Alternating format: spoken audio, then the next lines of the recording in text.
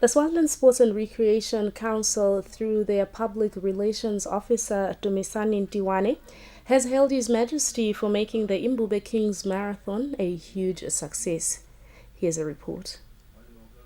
The Imbube Kings Marathon, a special day on its own that pulled a crowd of over 2,000, was indeed a successful one by His Majesty King Swazi III, who made it a special one. This was revealed by the Public Relations Officer of the Swaziland Sports and Recreation Council, Dumisane Ntiwane, in an interview with Swazi TV Sports.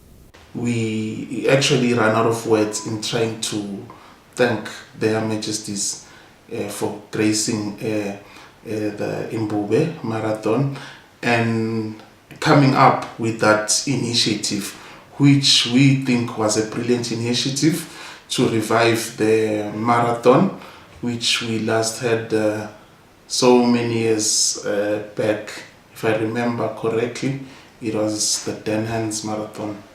But now we have something new.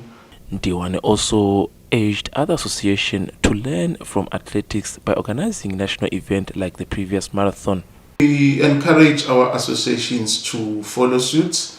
We actually encourage them on a daily basis to come up with initiatives that will ensure the Swazi nation is an active one. People do participate in sports, they train regularly and also compete, because what is important is to have such competitions like the Imbube Marathon, where we don't only encourage the mass participation, but the competitors are actually fighting for prizes at stake.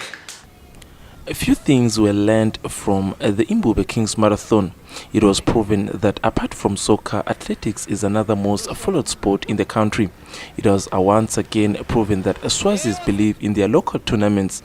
It was indeed seen that sport, and specifically athletics, lastly it was seen that by the presence of His Majesty King Swazi III, that the nation has full support when it comes to sport and recreation.